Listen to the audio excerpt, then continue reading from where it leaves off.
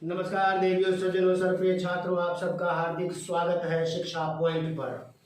मात्राएं हिंदी व्याकरण में, हिंदी भाषा में मात्राओं का बड़ा ही योगदान होता है। मात्राओं की गलतियां हमारे छात्र बहुत करते हैं।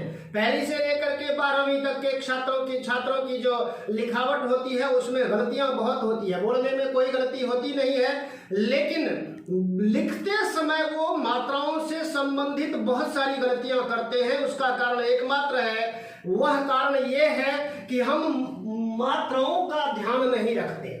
मात्रा होती क्या है? स्वरों का जो संक्षिप्त रूप होता है, जिनका प्रयोग व्यंजनों पर किया जाता है, वही मात्राएं कहलाती हैं। उससे पहले आगे बढ़ने से पहले मैं कल कुछ बात स्किप हो गई थी, उसको बताना जरूरी समझता हूं। ये जो वर्णमाला में अंग अ है, इसको अयोगवाह के नाम से जाना जाता है। और व्यंजन दो तरह के हैं, तो वर्गीय और अवर्गीय। अवर्गीय में ये यारा लावा, जिसको अंतस्थ भी कहते हैं, और शा श स ह, इसको उष्म कहते हैं। तो इसको इन सबको अवर्गीय व्यंजन कहा जाता है। आगे बढ़ते हैं। मात्राएं क्या हैं? स्वरों का संक्षिप्त अथवा बदला हुआ रूप, जिनका प्रयोग व्यंजनों पर होता है, वही मात्राएं कहलाती हैं। हम सभी जानते हैं कि व्यंजनों का उच्चारण बिना स्वर की सहायता से हो ही नहीं सकता, होता ही नहीं है। देखिए कैसे।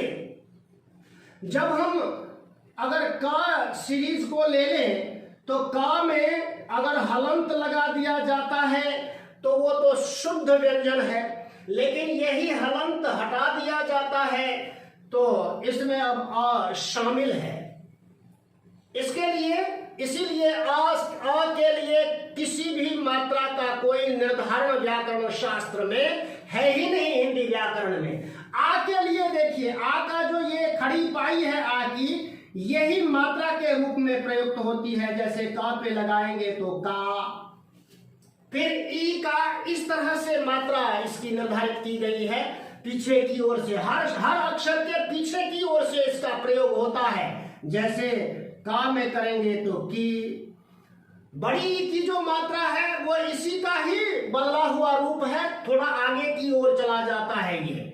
जैसे का में लगाएंगे तो की, आगे से, पीछे से अगर लगाएंगे तो की, और आगे से लगाएंगे तो की। अब ये जो दो अक्षर हैं, इनका भी प्रयोग करने में मात्राओं से संबंधित बहुत गलती होती है। जहां की का प्रयोग होना चाहिए वहां पर की लिख देते हैं, और जहां की का प्रयोग होता है वहां की लिख देते हैं। एक संबंध सूचक शब्द बनता है और एक योजक शब्द बनता है, जो दो वाक्यों को जोड़ने का काम करता है, वो अलग एक विषय है। उसके बाद छोटे ऊ की मात्रा कुछ इस तरह से, अक्षर के इस तरह से उसके नीचे पीछे की ओर घूमता है ये, तो ये ऊ की मात्रा होती है। और यही मात्रा जब उलट जाती है, आगे की ओर चली जाती है, तो ये बड़े ऊ की मात्रा हो जाती है।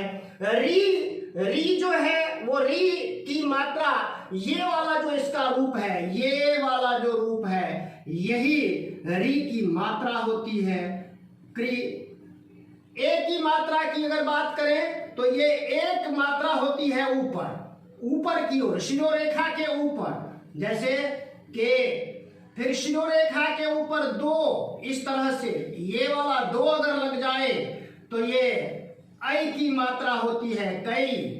ओ में ये वाला जो हिस्सा है इसका आगे की ओर, ये इसकी मात्रा है को। फिर औ की मात्रा, ये वाला जो इसका हिस्सा है, यही इसकी मात्रा है। का में लगाएंगे तो काओ। और अंग की मात्रा, ये जो ऊपर विसर्ग अनुस्वार है, वही उसकी मात्रा है। ये आ हट जाता है, ये अनुस्वार बचता है, तो कं, जैसे कंस, हंस, वंश आदि। उसी तरह से आह की मात्रा अगर देखें तो आह की मात्रा में ये जो दो आगे डॉट है, यही मात्रा है। जैसे का में लगाएंगे तो का।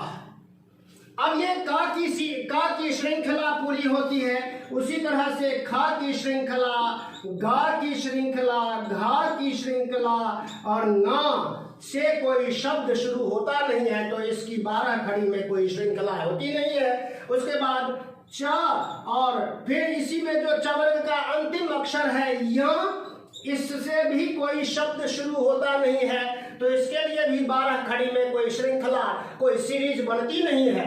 इससे आगे अगर लगे तो ट से लेकर के और सभी ये च छ ज झ न त थ द ध न प फ ब भ ट ठ ड ढ न और ये त प फ ब भ म सब तक और यहाँ ज्ञ तक सबकी मात्राएं इसी तरह से लगती चली जाती हैं और यही 12 खड़ी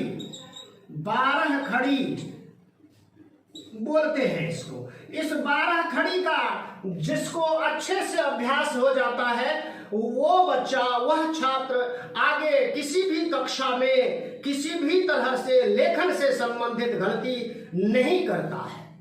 तो ये अगर हम ध्यान में रख लें कि और एक बात, एक महत्वपूर्ण बात, जहां एक मात्रा होती है तो उसका उच्चारण कम समय में होता है और जहां बड़ी मात्रा होती है तो वहां उच्चारण में अधिक समय लगता है। जैसे हम की बोलते हैं तो कम समय में बोला गया, कम आवाज निकली, वहीं पर की बोलेंगे तो ज्यादा आवाज निकलती है।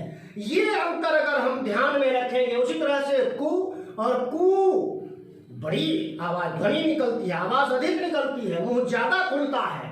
उसी तरह से के, कै, को, कौ इन सभी में समझना चाहिए और सभी व्यंजन वर्णों पर समझना चाहिए। अब आते हैं ये जो रा है, इसका भाषा में इसके अनेक रूप मिलते हैं। इसको हम रेफ कहते हैं, व्याकरण की भाषा में ये रेफ कहलाता है। ये कहीं पर तो ऊपर होता है और कहीं पर ये नीचे होता है। जब ये रा व्यंजन रहित होता है और कहीं पर इसका किसी शब्द में प्रयुक्त होता है तो ये या तो व्यंजन रहित जब ये होता है तो ये या तो उस अक्षर के सिर पर चला जाता है, सिर पर सवार हो जाता है, या अगर सिर पे सवार नहीं होगा तो उसके पैर पकड़ लेगा। देखिए उदाहरण, हम धर्म, कर्म आदि शब्द लिखते हैं तो ये ऊपर में सवार है, ये रा ऊपर चला गया है। लेकिन हम अगर प्रश्न लिखते हैं या क्रम लिखते हैं या भ्रम लिखते हैं तो ये जो है नीचे इसके पैर को पकड़ लिया है, इसने पैर में उसके अंदर घुस गया है। तो ये जो रा है इसके भी अनेक रूप देखने को मिलते हैं। लेकिन इस रा का जब ये किसी पैर में घुसेगा तो हर व्यंजन में ये इसी तरह से एक दिखेगा। लेकिन अगर ट वर्ग में अगर ये नीचे जाएगा तो ये डबल हो जाता है। ट्राम, ट्रक, है ना, ठ में भी और ड में भी हर एक में ये डबल दिखेगा।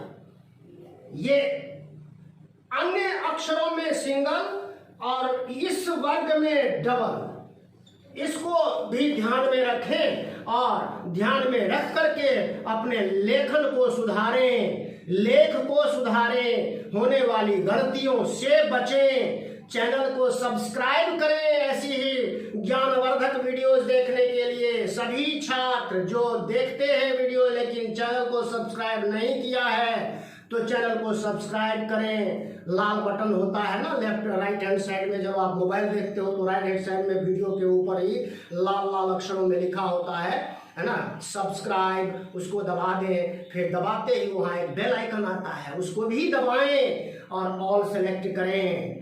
अपना ज्ञान बढ़ाते रहें। धन्यवाद। कोरोना के सभी प्रोटोकॉल का पालन करें, सुरक्षित रहें, सेहतमंद बने रहें, प्रसन्न रहें। जय हिंद, जय भारत, जय भारत की।